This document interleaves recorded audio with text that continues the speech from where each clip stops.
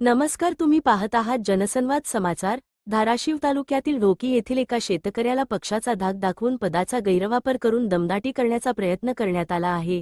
विनाकारण शेतकरी विरोधात वारंवार तक्रारी दाखल करण्यात आल्या आहे।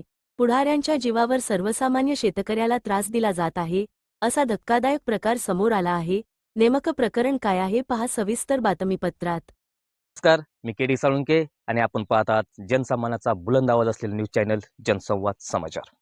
आज आपण उस्मानाबाद धाराशिव जिल्ह्यातील ढोकी गावात या ठिकाणी शेतकऱ्याला विनाकारण त्रास होत आहे। मी या पक्षाचा आहे, पक्षाचा दबाव आणून एका कार्यकर्त्याने शेतकऱ्याला त्रास देणं चालू केलेलं आहे। नेमकं प्रकरण काय, त्यासाठी आपण थेट शेतकऱ्याच्या शेतामध्ये आलेलो आहोत। काय नाव तुमचं? माझं नाव शेख अल्ताफ ढोकी.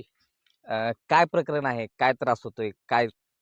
काल असा प्रकार झाला की माझ्या इथं थोडं चुकून ऑटोचं स्टार्टर चुकून राहिलं, त्याच्यामुळं ते थोडं पाणी गेलं आणि पाणी गेल्यानंतर ह्यांनी लगेच मीडिया आणून आम्हाला अतोनात त्रास द्यायचा प्रयत्न करायला लागले. ती मीडिया करून आमच्यावर दबाव आणायला लागलेत आणि वारंवार माझ्या विरोधात त्यांनी 5-6 तक्रारी विनाकारण दिले आणि त्याच्यामध्ये त्याने असं सांगितलं, जिथं तक्रार दिली त्यानं तिथं सांगितलं, मी भारतीय जनता युवा मोर्चाचा अध्यक्ष विश्वजित लंगडे आहे, हो ह्यांची तक्रार घ्या. नसता मी राणादादाच्या पीएला बोलतो, दादाला फोन करतो आणि मला नाहक त्रास करायला लागलाय. अत्यल्पभूधारक शेतकरी आहे मी. मी एकटाच इकडं आहे, त्याच्यामुळं मला अतोनात त्रास द्यायला लागलेत. माझं असं जमीन विकावी का आत्महत्या करावी, मला त्याच्यानंतर पर्याय काय सुचेना. त्याच्यामुळं शासनाला माझी विनंती आहे की माझी चूक झाली ही मी मान्य केलेलं आहे. थोडंसं पाणी गेलं, आता ही समोर दाखवा तुम्ही सर ह्यांना. थोडंसं पाणी गेलं पण विनाकारण मला गेल्या 6-7 महिन्यापासून कोणत्याही एम-एस-सी-बी असो, पोलीस स्टेशन असो, तहसीलदार असो, कुठं असो आणि मला विनाकारण ह्यानं केस केली माझ्यावर. माझे कोर्ट कचेरी अजून तारखा चालू आहेत. मी काय केलं, मी त्याला 10 वेळेस विचारलं, "अल्ताफभाई तुमचं काय नाही, तुम्ही गप्प बसा, तुमचं काय नाही, तुम्ही गप्प बसा." वारंवार मला असं करून मला नेहमी ह्यानं त्रास द्यायचं काम केलंय. नेमकं कुठल्या गोष्टीमुळे त्रास देत होते, काय घटना आहेत? त्याला मी 2 वेळेस विचारलं, की "नेमकं बाबा मी काय तुला त्रास दिलं? माझं तुझं काय आहे अडचण? मी अल्पभूधारक शेतकरी आहे. 1.5 एकर जमीन आहे मला आणि मला तू एवढा मोठा माणूस तू, हो, आणि मला का त्रास देतो तू? मिलिटरीमॅन आहे तू, चांगला माणूस आहे." ही 2 बाप-लेकं, धोंडराम शंकर लंगडे, विश्वजित लंगडे आणि विशाल लंगडे, ही समोर येऊन काय बोलत नाहीत. कुठं बी जातात, कुणाला बी दाब देतात आणि म्हणते तुम्ही ती करा. मी युवा मोर्चाचा उपाध्यक्ष आहे भारतीय जनता पार्टीचं. नाही केलं तर राणादादाला बोला. वारंवार दमदाटी करून मला ती पोलीस स्टेशनमध्ये बोलव, एम-एस-सी-बीत बोलव, इरिगेशनमध्ये बोलव. मला नेहमी त्रास द्यायला लागले. 6-7 महिने झाले. वैतागून मी खूप त्रस्त झालो मी. बरं, त्यांच्याबद्दल तुम्ही सुद्धा तक्रार दाखल केली का? आम्ही आजपर्यंत कुठलीही तक्रार दाखल केलेली नाही. आम्ही म्हणलं जाऊ द्या, त्याचं काय असतंय चलत असतंय, असेल त्याचं. पण त्याच्या मनात एवढं आमच्याबद्दल द्वेष आहे, की त्याच्यामध्ये मला सुचेना आता मी काय करावं? एवढं परेशान करून टाकलंय. काय नाही, क्षुल्लक बाब होती ही कालची. पाणी गेलं आम्ही सांगितलं, मंडल अधिकाऱ्याला सांगितलं, की बाबा आमच्याकडून चूक झाली, पाणी गेलं. ह्याच्यापूर्वी त्याचं 4 एकर ऊस इथून गेलं. मी अडविलं नाही आम्ही किंवा अडवायचा आमचा संबंध नाही. आम्ही म्हणलं जाऊ द्या, शेजारी हे रोजचे संबंध आहेत. चुकून पाणी गेलं. त्यांनी एवढी अफाट मीडिया केली, माझी बदनामी करून टाकली, की जाणून बुजून सोडलं, ही केलं, नुकसान भरपाई द्या. ही रस्ता आता उपलब्ध आहे. बघा थोडं पाणी झालं, ही दाखवा त्यांना. अजून 2-3 रस्ते ह्याला पर्यायी रस्ते आहेत. त्या रस्त्याचं काय नाही. पण माझला ब्लॅकमेल करायसाठी, मला त्रास देण्यासाठी ह्याने हे सगळं मीडिया चालू केलेलं आहे. बरं, ही रस्ता जे आहे हे कसला रस्ता आहे, म्हणजे नंबर बांधा आहे का काय? नंबर बांधायचा आहे म्हणायचं, पण आपण अडविलेलंच नाही ना हे रस्ता. आपण रस्ता अडविलेला नाही. आपली भावना त्याच्याबद्दल द्वेषाची नाहीच. आपण आतापर्यंत त्याला कधी चुकीचं ही बी केलेलं नाही. आपण त्याला, माझ्या घरासमोर घर आहे, पण मी कधी त्याला शब्दाने कधी बोललो नाही. पण विनाकारण मला असं कायद्याच्या कचाट्यात नेहमी अडकवून मला परेशान करायचं.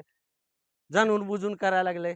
सारखं सांगतंय कुणाला बी अधिकाऱ्याला, मी भारतीय जनता युवा मोर्चाचा उपाध्यक्ष आहे, तक्रार घ्या, ह्यांच्या विरोधात तक्रार घ्या. आम्ही अत्यल्पभूधारक शेतकरी आहे मी, गरीब शेतकरी आहे मी.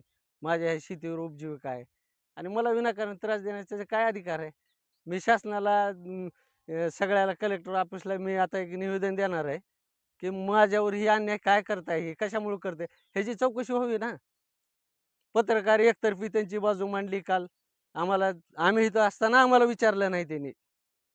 अल्ताफ शेख याने मुद्दाम पाणी सोडलं म्हणले, मग 4 एकर त्याचं ऊसच जाऊ दिलं नसतं ना आम्ही. 4 एकर ऊस गेलं त्याचं. चुकून पाणी आलं. ज्यावेळेस आमच्या शेजाऱ्याने सांगितलं, की "साहेब, ते मोटर तुमचा ऑटो चालू आहे." 10 मिनिटात मी येऊन मोटर बंद केली मी. मला त्याची जाणीव आहे. मी बी शेतकरीच आहे. पण उगा आपल्या पदाचा गैरवापर करून, त्या दादाला बदनाम करून, हे असं करण्याचं त्याचे तंत्र चालू आहे. गेल्या 7-8 महिन्यापासून खूप परेशान केलंय त्याने मला. आता तुम्हाला त्रास देतात, पदाचा गैरवापर केला जातोय. आता जर हा त्रास नाही थांबला, तर तुम्ही पुढची महत्त्वाची भूमिका काय घेणार? काय करणार आहे? मी कलेक्टर ऑफिसला जाऊन मी आत्महत्या करणार आहे, नसता मी जाळून घेणार आहे मी. मला विलाजच नाही. मी छोटा शेतकरी आहे मी. 1.5 एकर सातबारा आहे माझ्या नावानं. मग मला इलाज नाही ना. मला काय करावं लागेल? मी ह्यांच्यासंग लढू शकत नाही. हे मोठे-मोठे ह्यांचे धमकी ह्यांच्या मोठ्या-मोठ्या पदावर जाते. कुणाला बी काय बी म्हणतात हे. मला ती बोलवून घेतात. चला ती तुमची ती सांगितलं. मी म्हणलं, "साहेब का नाही?" म्हणले, "आम्हाला वरून लय प्रेशर आहे." असं म्हणून मला ब्लॅकमेल करायला लागलेत हे. बघा त्याचबरोबर येथील शेतकरी अब्रार शेख म्हणून आहेत आपल्यासोबत. हे काय घटना आहे? काय काय प्रसंग आहे? साहेब हे तुम्हाला सांगू का 2 वर्ष झाले आम्हाला परेशान करायले. हम्म. विनाकारण आम्हाला आम्ही चार-चारदा जाऊन पोलीस स्टेशनमध्ये जा, ह्याला फोन कर, त्याला कर. त्या जाधव साहेबांनी आम्हाला न विचारता आमचं लाईट कनेक्शन कट केलं ह्याच्या दबावामुळं. आम्ही म्हणलं कशापायी केलं तर वरून प्रेशर यायला म्हणले आम्हाला. जाधव का यादव पी ए राणादादाचं त्यांना फोन करायला लावताय. हं. आणि अजून म्हणते बाप म्हणते मी मिलिटरी रिटायर आहे. आमची तक्रार सुद्धा घेऊ शकत नाही कोण. आणि ही भाजपचा युवक अध्यक्ष आहे, युवा सेनेचं. ही समोर 5 वर्ष झालं रानात येत नाही. मी नाही आता मी समजा करू शकतो म्हणताय ती. हां. आम्ही अल्पसंख्याक आम्ही गरीब 1.5 एकर शेतवाले आणि आम्ही काय करायचं सांगा बरं? शेजाऱ्याला तुम्ही विचारा. समद्याबरोबर केस केलेली आहे त्यांनी. समद्याला हिने जेर केलं इथं. आम्ही काय करायचं विकून टाकायचं का शेत? त्याला शेतात देऊन किती वर्ष झाले विचारा तुम्ही. पर्याय रस्ता नसताना जिद्दीवर इथूनच नेतो तुम्ही. काय करता तुम्ही? माझं समद्या गावात आम्ही समद्या पुढाऱ्याला सांगितलं. एक जणाचं ऐकत नाही म्हणले ती.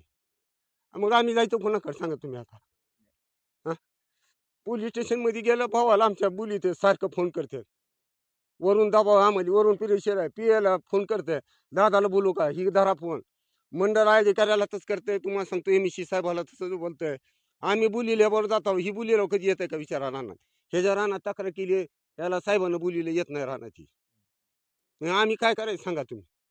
नेमकं कशामुळे हं? कशामुळे? विनाकारण ताप करते आम्हाला. विनाकारण काय घेणं-देणं आमचं त्याचं भांडण नाही. आम्ही कधी त्याला बोलणार नाही, कधी काय नाही. आम्ही राजकारण करत नाहो, पुढारी नाहो, काम नाहो. सर्वसामान्य आम्ही नागरिक आहोत.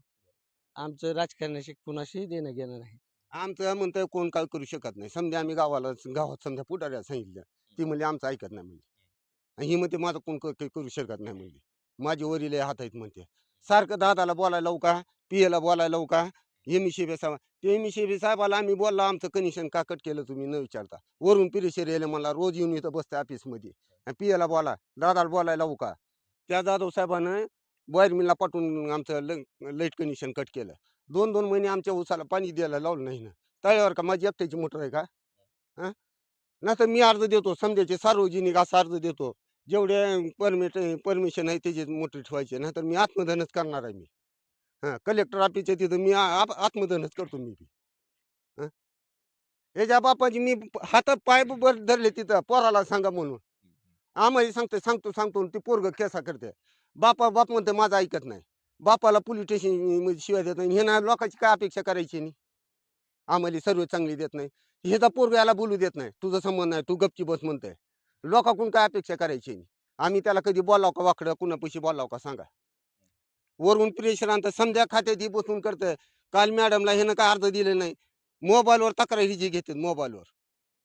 आमची कोण गेला आम्हाला गेले की आम्हाला म्हणते ती कागद आणा, ती कागद आणा. ही अर्ज सुद्धा देत नाही. ह्याच्या मोबाईलवर फक्त हे जे आम्हाला टॉर्चर करायली. 2 वर्ष झाले आम्हाला ह्यानं परेशान केलं. ह्याला काय आम्ही रस्ता अडविल नाही. ह्याचा काय आम्ही जाऊ नका म्हणला ना रस्ता ही नंबर बार नाही सखुचीनं रस्ता दिलेला आहे. हो ह्याचा काय आम्ही अजून बी रस्ता अडविल नाही. त्या गाडीवाल्याला विचारा आणि त्यांना बी विचारा मालकाला. आम्ही म्हणला का इथून जायचं नाही म्हणून. जाणून बुजून 2 वर्ष झाले ताप करायला आम्हाला. 2 महिने आमच्या ऊसाला पाणी नव्हतं उन्हाळ्यात गेल्या वर्षी. संध्या शेजाऱ्याला विचारा तुम्ही. हे जे गुण कशी एक जण बोलत नाही त्याला. 5-5 वर्ष राहण्यात येत नाही. बसून तक्रार करते म्हणते. मला जायची गरज नाही म्हणला मी बसून समजा हलवितो म्हणला इथून.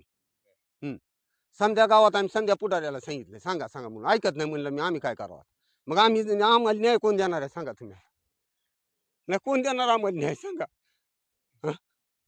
प्रशासनाकडे तक्रारी वगैरे दाखल केल्या. तक्रार आमची तक्रारच घेत नाहीत व 17 कुटाने सांगतात आम्हाला आम्ही बोलला येईना का आम्हाला आमचं चूक सांगावी हिनी आमची तक्रार कशा पाहिजे दिली म्हणून हिनी त्यांनी नाही गाववाल्याने बी आमच्याबद्दल सांगावं की चुकीची माणसं आहेत यांची वागणूक चांगली नाही सगळ्या गावात आमच्याबद्दल आम्ही कुणाला त्रासदायक वागतच नाही आम्ही पण हे जे आहे का राजकीय वलयामुळे ही विनाकारण खूप भयंकर टॉर्चर करायला लागलं आम्हाला. बरं ह्याला पर्याय रस्ता आहे जिद्दीवर म्हणते इथून येतो तुम्ही काय करता काय करणार आहोत तुम्ही सांगा आम्ही काय करायचं इकडे सांगा समजा याचे पाहुणे रावळे तिथं आम्ही काय करायचं तिथं एका बरोबर नाही समजी केस आहे आता आमच्या भावा 30 तारखेला केस आहे तिथं कशा भागातली विचारा त्याला काय म्हणते बघाची का आम्ही त्याला शिव्या दिली नाही भांडणं नाही कधी समोर येत नाही काय नाही मला याची गरज नाही म्हणते ती 5-5 2-2 वर्ष राहण्यात येत नाही ती बसून करतो म्हणतंय समजा खात्याला फोन करताय बोला म्हणतंय पियाला का दादाला फोन लावून म्हणतंय आम्ही काय करायचं आम्ही घेतो मग तिथं कलेक्टर ऑफिस मध्ये पेट्रोल टाकून जाळून घेतो मी बी एवढं टॉर्चर केलं आम्हाला मानसिक त्रास द्यायला आम्हाला विनाकारण काय ह्याला आम्ही लाईफ मध्ये कधी बोलला नव्हता त्याला मी आयुष्यात त्याला बोललो नाही कधी विनाकारण आम्हाला ताप कशा पाहिजे दिली कारण तरी सांगावं का ते ना ह्याच्यामुळे आम्हाला ताप होईल आम्ही सांगायला लागून आम्हाला टॉर्चर करायला सारखं थोड्या थोड्या गोष्टीला बरं आता त्रास तुम्ही किती दिवस सहन करणार आहोत? त्याच्यावर मग काय टोकाची भूमिका घेणार आहोत का नाही? ती टोकाचीच भूमिका घेणार आहोत आम्ही ती काय करणार आहोत? आत्मदनच करतो मी कलेक्टर ऑफिसला जाऊन निवेदन देणार मी कलेक्टर ऑफिसला आत्मदन करतो म्हणतो असं ब्लॅकमेल करायला आम्हाला नक्कीच एकंदरीत तुम्ही पाहिलं अतिशय या डोकी गावात धक्कादायक घटना घडलेली आहे आणि खरं पाहता भारत हा कृषीप्रधान देश आहे परंतु याच देशातला जर शेतकऱ्याला त्रास होत असेल तर या देशातील लोकशाही जिवंत आहे का हा मोठा गंभीर प्रश्न या ठिकाणी उपस्थित होतोय आणि या शेतकऱ्यांचं असं म्हणणं आहे जर आम्हाला त्रास हा नाही कमी झाला तर आम्ही येणाऱ्या काळात जिल्हाधिकारी कार्यालयासमोर आत्मदानाचा इशारा देण्यात आलेला आहे. केडी साळुंके, जनसंवाद समाचार, धाराशिव, ढोकी.